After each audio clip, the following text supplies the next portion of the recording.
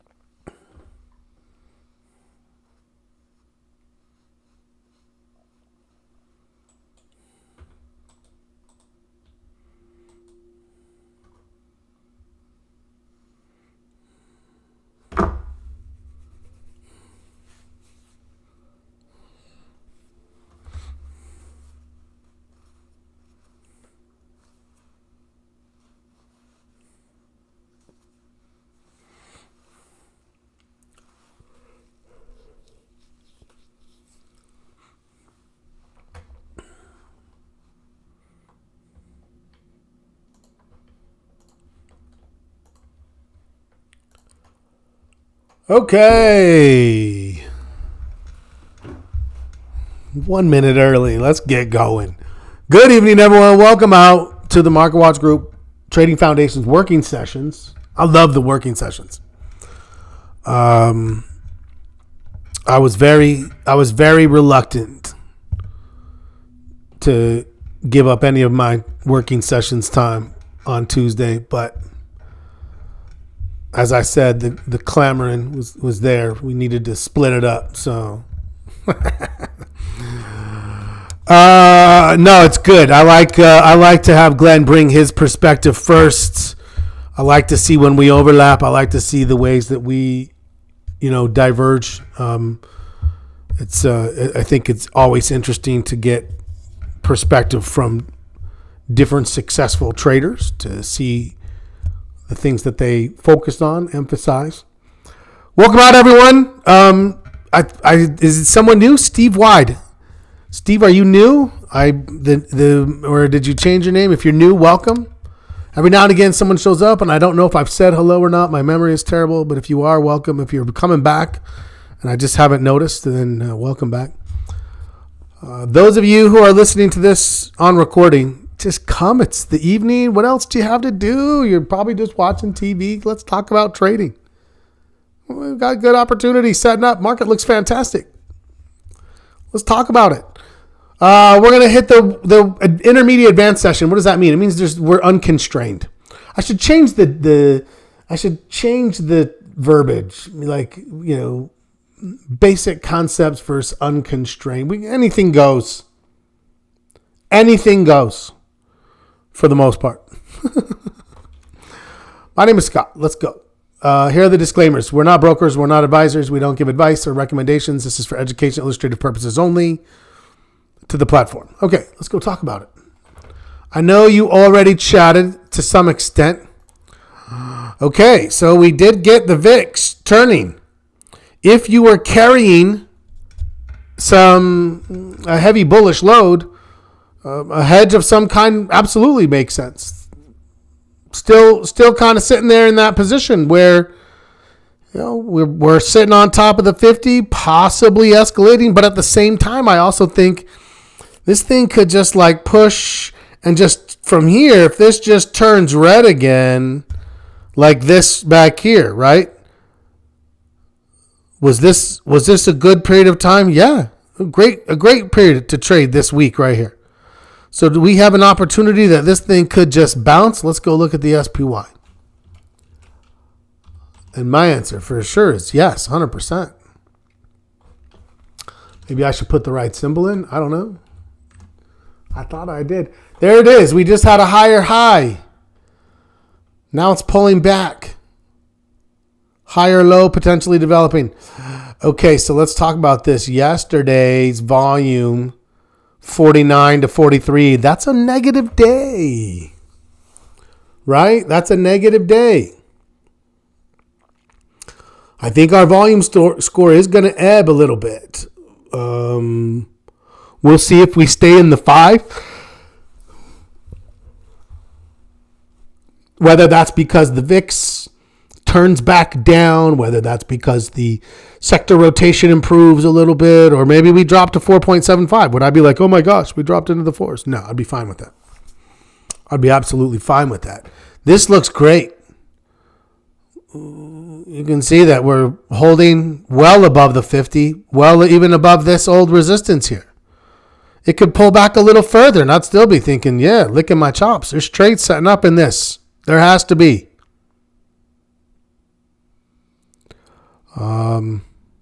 Yeah, it's that simple for me. So I guess for us, it's a matter of, are we finding them? Do you have setups? Before we go through the list, rattle them off. I want to know. What are your setups? Give them to me. What are you thinking about? Closed the hedge today? Okay, Miguel. We'll see.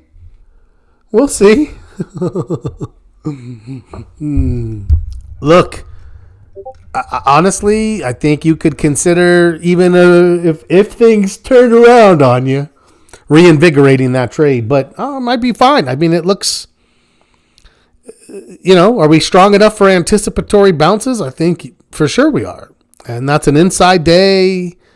Whatever selling pressure there was with the above average volume yesterday, we certainly didn't have any follow through today. Are the buyers clamoring back in? No, but is it look still viable? 100%. Okay. First things first, so I get it done. How is we've had 2 good weeks in a row. I love it, David. Thinking about the financials, JPM, AXP, yes, for sure. TQQQ, PLTR, SIUN, I agree. SPY hit your stop loss. Interesting. Okay. Did you tighten it from yesterday? Because today's low didn't get as low as yesterday's low, did it?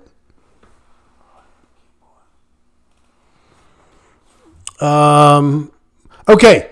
Sorry, I'm getting distracted. Of course, it's so easy to distract me with trading talk. But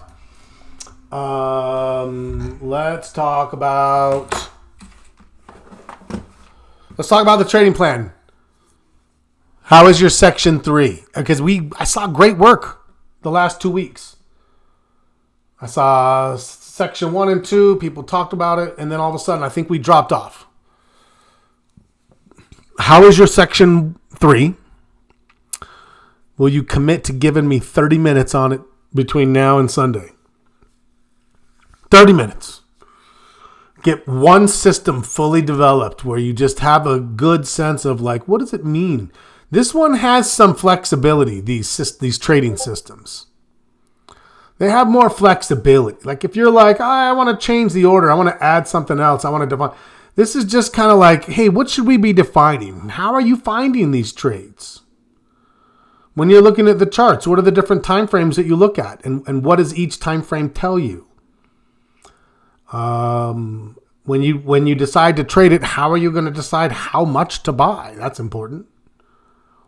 What is your exact trigger to get in, your entries? How do you define risk and determine position sizing? How do you plan your exits in advance? How do you manage the trade to scale, tighten, stops, trail? All those things like that. And then tactics. How do you determine how many when you sell? All of that. The more we can define in advance, the more we're just executing the plan, right? We do this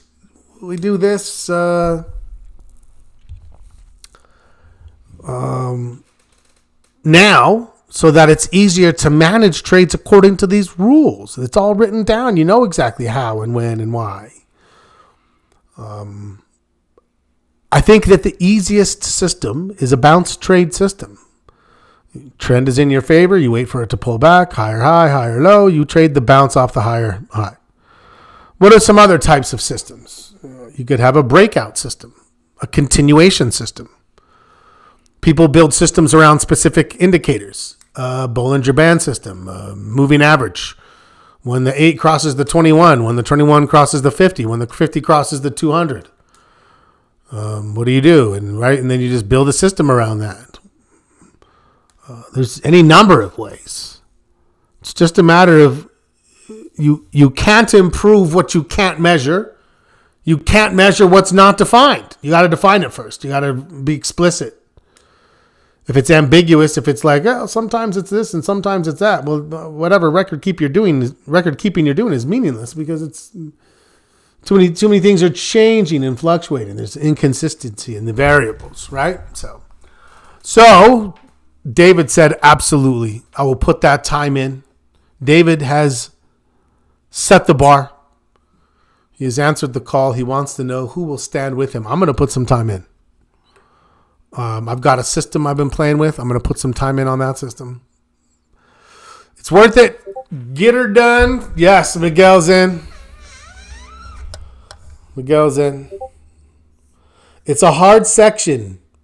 It's an easy section. Let me tell you a story. I'm going to tell a story. There was a day back in the 1980s when a young, fresh-faced young Scot, I can't remember which grade, but it was junior high school. I know that. Junior high. And I walk into my English class. Lee's in. Love it. Thank you, Lee. I walk into my English class and put my bag down, and my teachers, I swear, as I met all my kids' teachers, they were all young and kind of nice. But in the 80s, all the teachers were like, somehow they were all in their 50s, late 50s or 60s. And they're really, really cranky. They'd all been teaching for 30 years. So they were just real salty at that point. And they didn't like me. I don't know why. I feel like I was just a spirited young fella. Yeah, maybe a little rambunctious here or there. But anyways, so she says, I've got an interesting assignment for you today. She said, if you get this right, if you get an A on this assignment, you can pick up your bag and walk out the door. I'll give you an A for the rest of the year. You don't even have to come to my class ever again. I'm like, oh, you liar. I'm going to get an A on this and we'll see. I'm going to try harder on this than I've ever tried on anything. You're speaking my love language, skipping class. Okay, so what was the assignment? She said, you have to write instructions on how to tie that shoe on her desk. That's it. What? I'm like, this is insanely, oh my God, this is the easiest thing I've ever done. Easy money. I'm packing my bag already. Ready to go.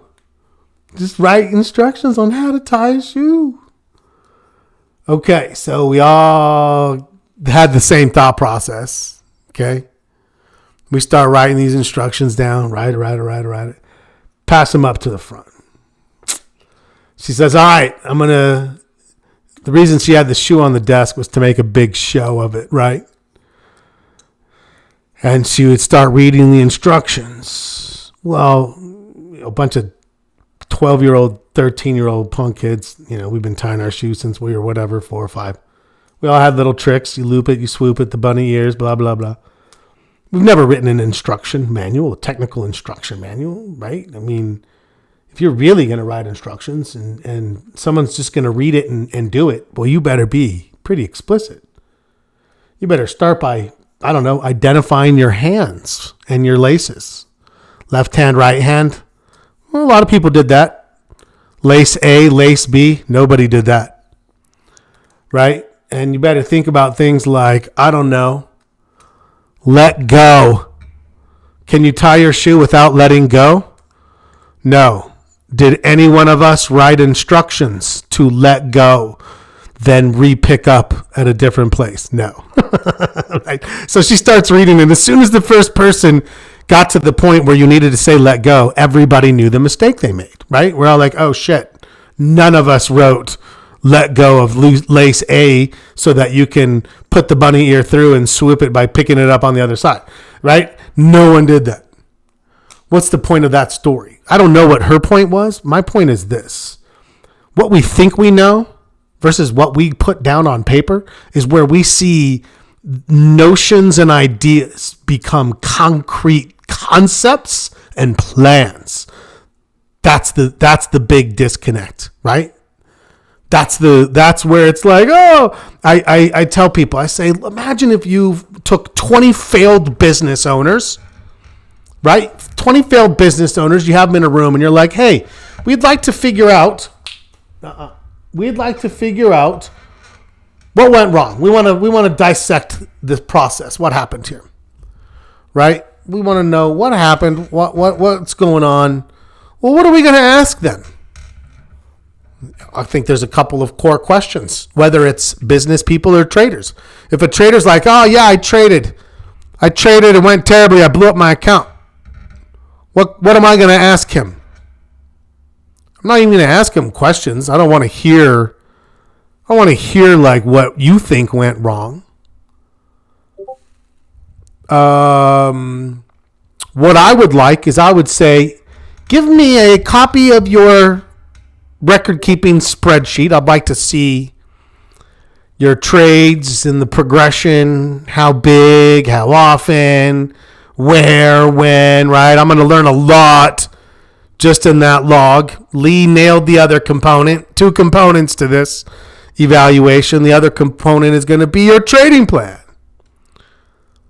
Now, if I had a room of 20 failed business owners or 20 failed traders, and I said, let's talk about your trading plan.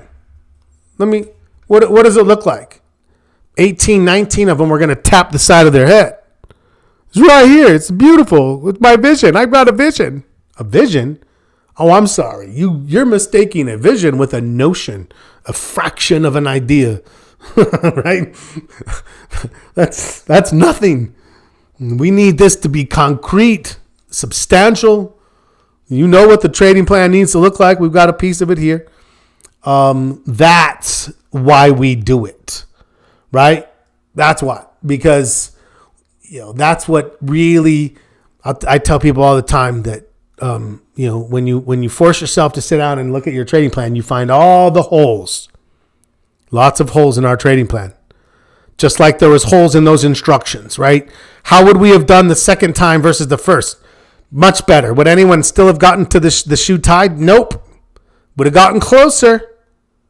And then we would have found something. And then again, well, that's what we're doing here. Do you have the trading plan you want? Nope, but you're closer. You wrote it down, you fleshed it out a little bit, and you're like, nope, that's not it. We need to do it this way now. And then you write those instructions down. Because then it's concrete. It's not like, oh, I sort of sometimes do this and I kind of do that. And then I'll maybe, oh, no, that's so ambiguous. We need it black and white. That's the role of the trading plan, right? Is that we understand holes in our trading plan that we didn't know were there until we sit down and write the whole damn thing. That's where the money's falling out. Shored up. And sometimes it feels like, those old cartoons where there's like a leak and they put their finger in it and then another one springs up and then another one they put their toe and they're running out of things to do. It does feel like that sometimes, but we're working. Constant improvement. The aggregation of marginal gains. That's it. We just keep working, keep doing better, keep adjusting to the market, keep making observations, keep connecting it all. And inevitably, it's going to improve. It's a process. Like any process, we'll make it better if we have the mechanisms, the record keeping, the feedback, the structure, the organization. It's got to all tie together. And when it does, it's beautiful. And when it doesn't, you're going to end up in the chair with those other 19 people talking about what went wrong. Okay, that's my trading plan sermon. Let's get back to some signals. What looks good? SPY looks good. Here's the deal, though, Miguel. This anytime a setup is developing, it likely means we just got triggered out of a good trade, right? Every back here, this would get me out, and a couple of days later, I'm thinking right back in. Now back here, it went a little further. So we were like, maybe here. Nope, not to here. Still good signal. still gave us what we wanted. So the thought process right now is it could be a signal tomorrow. It could also pull back to here. Now, if it pulls back to here, then you're thinking, damn, I closed my hedge. If it stays where it is and turns, you're thinking, okay, all right. However, knowing you don't have a hedge might also alter how we manage the existing trades, right? We might be a little more aggressive, tighten some stops. No problem. Okay, let's get to the watch list here. What do we likes? PLTR is fine. Is it at the rate we wanted? No. It wasn't fast like this last one. We don't always get what we want when we want it. Are we going to let this thing kind of, as long as it stays close and in range, then I'm going to give it some flexibility. And today obviously looks pretty good. I don't have that much time anyways. I've only got until the 4th, even, holding this thing. PLTR definitely still looks good. Absolutely. Apple pulled out. I mean, we were talking about getting out in either of these 2 days here. Because why? Because you can see the more it starts to veer away from this line, the more it starts to veer away from this line, you're at the time frame, the gap. Here, the gap wasn't terrible. The next day it was worse. The next day it was worse. Those are things that are going to help me to say, all right, let's shut it down. Let's tighten the stop. Let's keep at least some gain, if nothing else. Same thing here, right? I got to tell you, though, at this point, I'm thinking this is a new setup. Amazon, hard to know. It really feels like a triangle pattern. I don't know about that one. APO, looks like it's breaking out of the flag right there. Thinking about it. App loving, waiting for a pullback. AXP setting up, looks good. Who has it on their list? BAC. BAC was valid today. Is Steven here? Valid today. Absolutely. Still valid tomorrow unless it gaps up. BK. Very close to valid. Very close. Pinching. Anticipatory. BX. I don't like that candle though. Carrier. Oh, and that's why we don't trade earnings. Although, did you see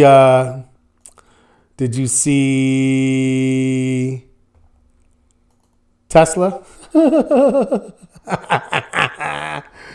Oh, shoot. Tesla, you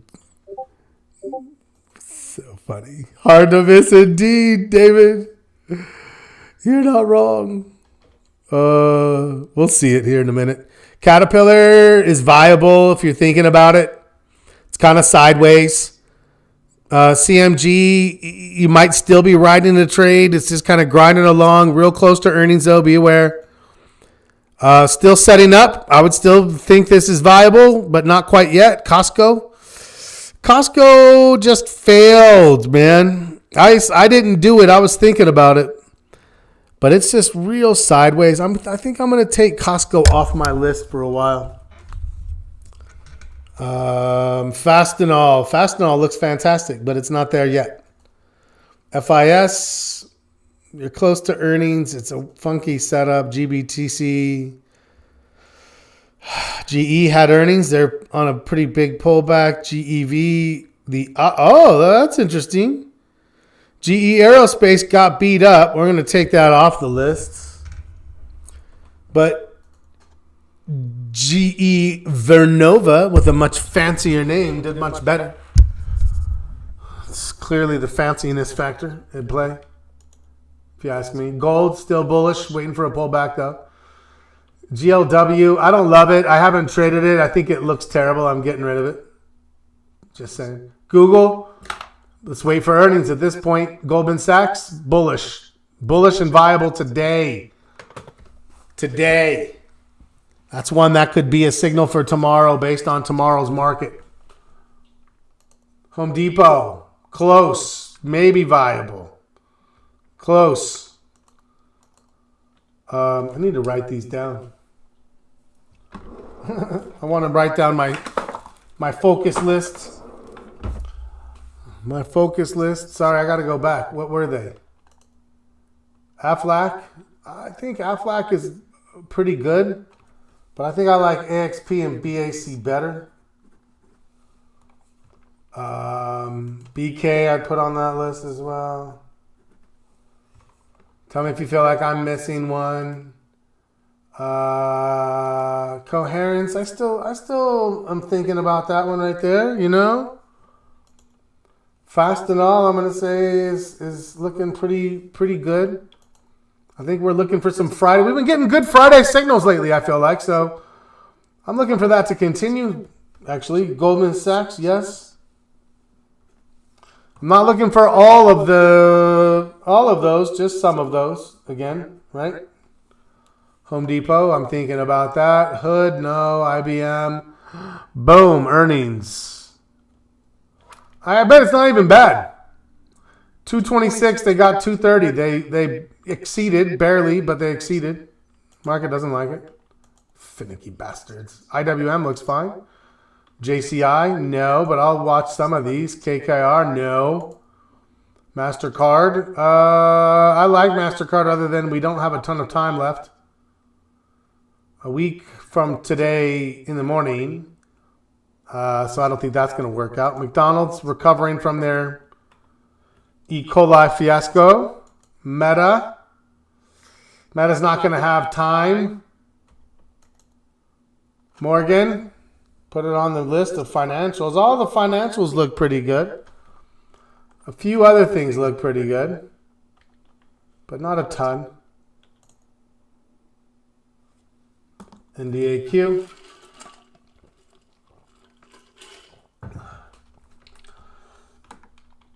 Their earnings, expecting 68, got 74. Netflix looks pretty good. I'll put that on my list.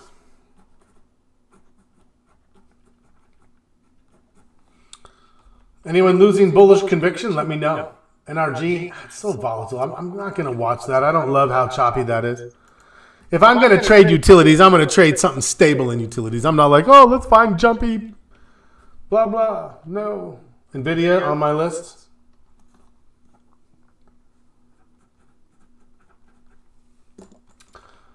May not be a big pullback.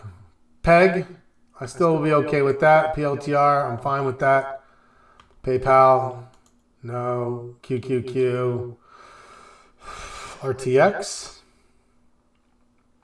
I mean, the market's not reacting outrageously strong to these, but it's also not bad. I mean, they look good.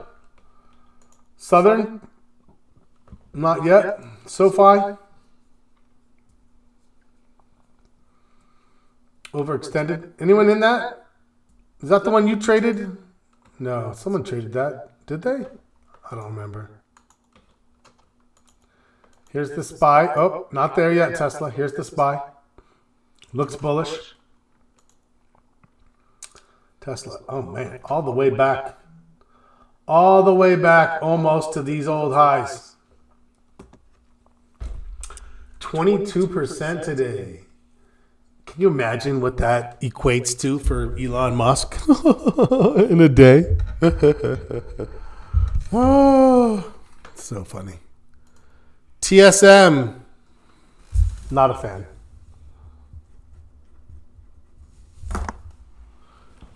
TSM, TTD, grinding sideways, UUP, overextended. Tesla Energy. What is Tesla Energy? Is that batteries or what are they doing exactly? The VIX setting up. Someone tell me. I'm interested in like the new mini nuclear. That's a fascinating science to me, or concept, you know?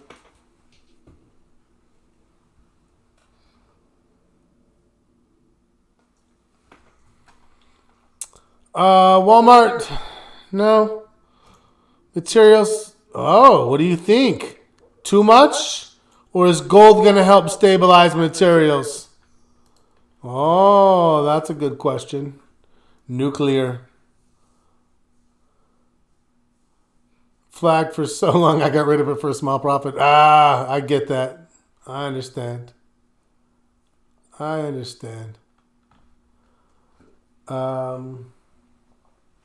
Okay.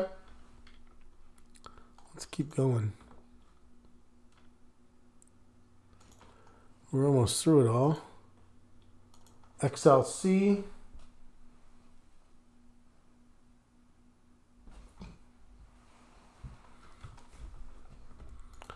Energy, just kind of grinding it out, but not bouncing. Financials, setting up potentially. Industrial, setting up potentially. Technology, setting up potentially.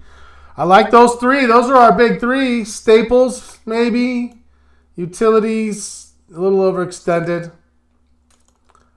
Healthcare's kind of turned into a dog. Anyone still watching anything in healthcare?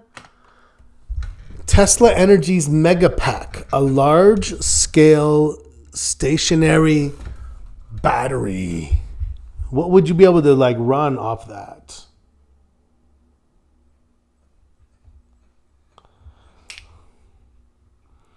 I'm asking ChatGPT while we're sitting here. Tell me about Tesla's Megapack battery.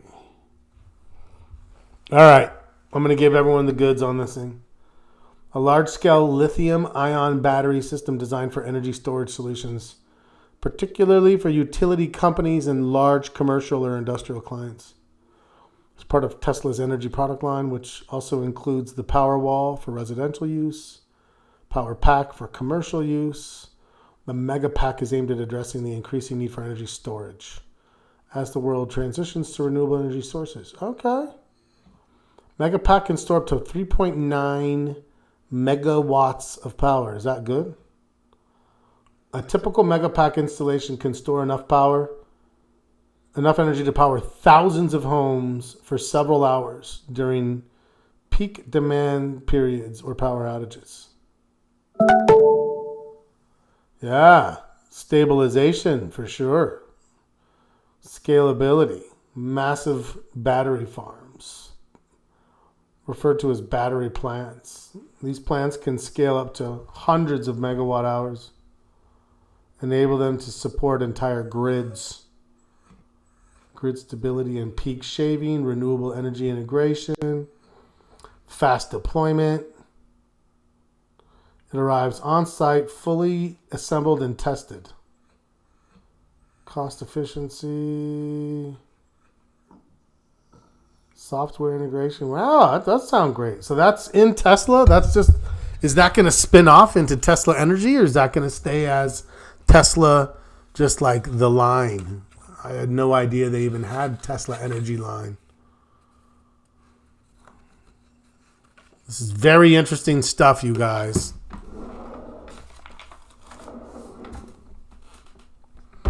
Just the product line. Fair enough. All right. Let's keep going through our list here. Last one, XLY. And obviously, as a component of XLY, this has been significantly influenced by the Tesla impact. So we'll take that with a bit of a grain of salt. Yeah, that's a good list, right? A lot of financials, AXP, BAC, BK, Goldman Sachs, Morgan Stanley. About 5 there.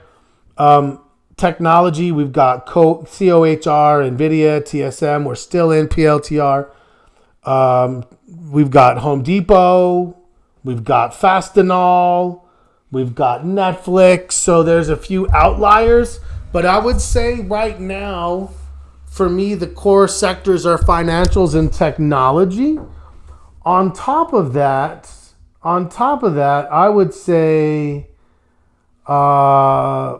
industrials. But I still don't feel like I've got a great representation of industrials. Which means what? Which means XLI. Fastenal's on the list for sure.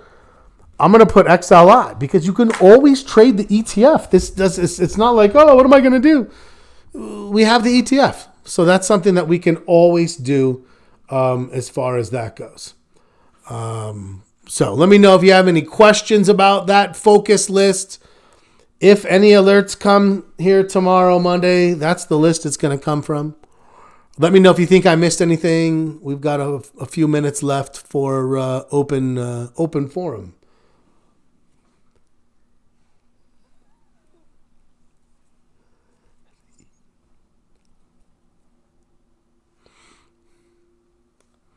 Well, you guys are quiet tonight. Did you figure we got through them all? Let's take bets. Which one is going to give us a trade tomorrow? If I were going to lean, I would say financials are the closest. I mean, it's kind of unfair because Goldman already triggered. I'm going to say and Bank of America as well, technically. So I'm going to say AXP. AXP. It's just a guess. I'm not saying that that's going to be a trade. I'm just saying that's where I think it's going to come from.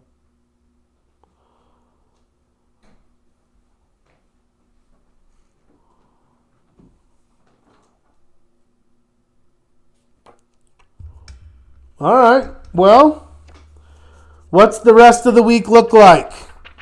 We'll close it out. Glenn will be on for 45 in the morning just to kind of watch the market open. Great time to think about putting any trades on potentially after the opening range. Good to watch. Flat for a few more days, Clint said. Okay. Might be, right? Flat Monday, Tuesday, Friday, Monday. Maybe we get a signal Tuesday. I could absolutely see that as well.